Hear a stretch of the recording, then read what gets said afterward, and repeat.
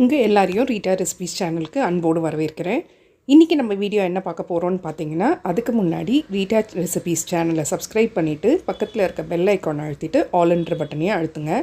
அப்போ தான் நான் போடுற புது வீடியோஸ் உங்களுக்கு நோட்டிஃபிகேஷனில் வரும். உங்களுக்கு இந்த வீடியோ பிடிச்சிருந்தா கண்டிப்பாக லைக் பண்ணி ஷேர் பண்ணுங்கள். ஸோ தட் எனக்கும் ஒரு மோட்டிவேஷனாக இருக்கும். இன்றைக்கான வீடியோவில் நம்ம என்ன பார்க்க போகிறோம்னு பார்த்தீங்கன்னா, சூப்பரான ஒரு எறா தொக்கு தான் செய்ய போகிறோம். டிஃப்ரெண்ட்டான ஸ்டைலில் கண்டிப்பாக மிஸ் பண்ணாமல் ட்ரை பண்ணி பாருங்கள். ஃபஸ்ட்டு நான் இன்றைக்கி சட்டி தான் எடுத்திருக்கேன். உங்கள்கிட்ட சட்டி இல்லைன்னா கடாய் வச்சு அதில் ஒரு 4 டீஸ்பூன் எண்ணெய் ஊற்றிக்கோங்க.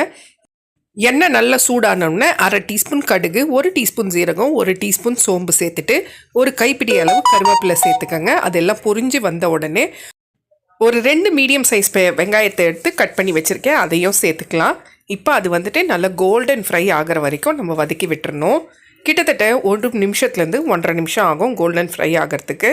அதுக்கு அடுத்தது அதுக்குள்ளே நம்ம ஒரு மசாலா ரெடி பண்ணிட்டு வந்துடலாம். 2 துண்டு இஞ்சி, 1 கப்பு சின்ன வெங்காயம், ஒரு 15 பல் பூண்டு சேர்த்துட்டு 1 டீஸ்பூன் ஜீரகம், 1 டீஸ்பூன் சோம்பு, ஒரு 1/2 டீஸ்பூன் மிளகு சேர்த்துட்டு ஒரு 1/2 கப்பு மட்டும் தண்ணி ஊற்றி நல்லா பேஸ்ட் மாதிரி அரைச்சிட்டு வந்துடலாம் ஒரு மிக்சி ஜாரில் சேர்த்து. ஸோ இப்போ வந்துட்டு அதை ஓரமாக வச்சுட்டு வெங்காயம் நல்லா கோல்டன் ப்ரௌன் ஆகிடுச்சு. இப்போ வந்துட்டு நம்ம அரைச்சி வச்சுருந்தோம் இல்லைங்களா, அந்த பேஸ்ட்டை சேர்த்துக்கலாம். சேர்த்துட்டு பச்சை வாசனை போகிற வரைக்கும் நல்லா வதக்கி விட்டுருங்க. வதக்கிட்ட பிறகு நம்ம என்ன பண்ண போகிறோம்னா, தக்காளி வந்துட்டு ஒரு 2 தக்காளி எடுத்திருக்கேன். அதை வந்துட்டு பொடியாக கட் பண்ணி அதையும் சேர்த்துக்கலாம். இப்போ வெங்காயமும் அந்த மசாலாவும் கூட தக்காளியும் நல்லா ஸ்மாஷ் ஆகி வதங்கணும். அது வரைக்கும் நம்ம வதக்கி விட்டுடலாம். நான் ஒரு தட்டு போட்டு மூடி ஒரு 2 நிமிஷத்துக்கு வதக்கி விட்டுறேன். கூடவே ஒரு 2லேருந்து 3 பச்சை மிளகா சேர்த்துக்கோங்க. இப்போ இதை எல்லாமே நல்லா வதங்கி வரணும், நல்லா ஸ்மாஷ் ஆகி வரணும். வந்துட்ட பிறகு ஒரு 3 டீஸ்பூன் குழம்பு மிளகாய் தூள், 1 டீஸ்பூன் கரம் மசாலா, மஞ்சத்தூள் வந்து ஒரு 1/2 டீஸ்பூனும், ஒரு 3/4 டீஸ்பூன் சேர்த்துட்டு அந்த எண்ணெயிலேயே மசாலாவை ஒரு 2 நிமிஷத்துக்கு வதக்கி விட்டுருங்க. அது வதங்கும் போது எண்ணெய்லாம் நல்லா பிரிஞ்சு வரும். அந்த டைமில் நம்ம ரெடி பண்ணி வச்சுருந்த வாஷ் பண்ணி வச்சுருந்த எறாவை சேர்த்துக்கலாம். நான் இன்றைக்கி 3/4 கிலோ எறா எடுத்திருக்கேன். ஸோ எறாவை சேர்த்துட்ட பிறகு நல்லா பெரட்டி விடணும். அந்த மசாலாவோடையே நல்லா பெரட்டி விட்டுருங்க ஒரு 2 நிமிஷத்துக்கு. அதுக்கப்புறம் ஒரே ஒரு சின்ன கிளாஸ் தண்ணி ஊற்றி, நான் வந்துட்டு மசாலா அரைச்சேன் இல்லைங்களா, அதுலேயே மிக்சியில் வந்துட்டு தண்ணி சேர்த்து ஆட் பண்ணிட்டேன். ஸோ 1 கிளாஸ் மட்டும் ஊற்றினா போதும்.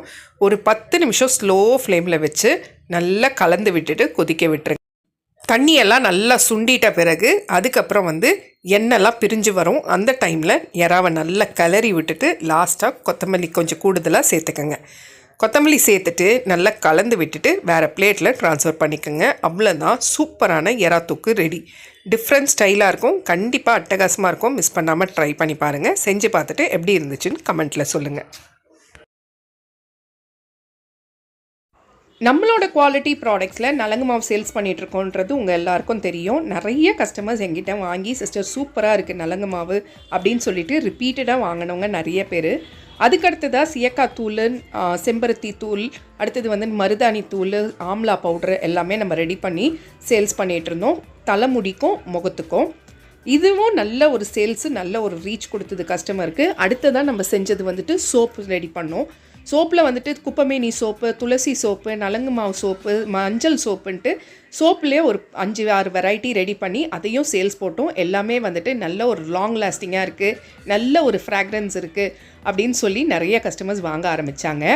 இப்போ நம்ம லான்ச் பண்ணியிருக்கிறது என்னதுன்னு பார்த்தீங்கன்னா, ஹேர் ஆயில் தான். Quality hair oil. இதில் 12 விதமான பொருட்கள் நம்ம சேர்த்துருக்கோம். துளசி, கற்பூரவல்லி, அடுத்தது வந்துட்டு மருதாணி, செம்பருத்தி இலைன்ட்டு 12 பொருட்கள் சேர்த்துருக்கோம். செக்கில் ஆட்டின தேங்காய் எண்ணெயை வச்சு தான் நம்ம இந்த ஹேர் ஆயிலை ரெடி பண்ணிகிட்ருக்கோம். ஸோ இங்கே இருக்கிற ப்ராடக்ட்ஸில் எது வேணும்னாலும் மேலே இருக்க நம்பருக்கு வாட்ஸ்அப் பண்ணுங்கள். இன்னொரு விஷயம் சொல்லணுன்னா, கண்டிப்பாக உங்கள் சப்போர்ட் இல்லாமல், உங்களோட பிளெஸ்ஸிங்ஸ் இல்லாமல் இந்த அளவுக்கு எங்களால் வந்திருக்க முடியாது. ஸோ இந்த ஹேர் ஆயிலுக்கும் உங்களோட சப்போர்ட்டையும் அன்பையும் எனக்கு கொடுப்பீங்கன்னு நான் நம்புகிறேன். இந்த வீடியோ எப்படி இருந்துச்சுன்னு கண்டிப்பாக கமெண்ட் பண்ணுங்கள். ஸோ நம்மளுக்கு இன்னொரு சேனலும் இருக்குது. அது வந்துட்டு ஃபுல்லாக கார்டனிங் சம்மந்தப்பட்ட சேனல். அந்த சேனலோட பேர் வந்துட்டு குவாலிட்டி நர்சரி கார்டன். டிஸ்கிரிப்ஷனில் லிங்க் தந்திருக்கேன், அதையும் வாட்ச் பண்ணுங்கள். ரீட்டா ரெசிபீஸ் சேனலுக்கு சப்ஸ்கிரைப் பண்ணிவிட்டு பக்கத்தில் இருக்க பெல் ஐக்கான் அழுத்திட்டு ஆல்ன்ற பட்டனையும் அழுத்துங்க. அப்போ தான் நான் போடுற புது வீடியோஸ் உங்களுக்கு நோட்டிஃபிகேஷனில் வரும்.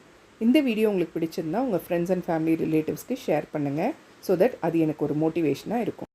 வீடியோ பிடிச்சிருந்து நல்லா இருந்துச்சுன்னா ஒரு சின்ன கமெண்ட் கொடுங்க.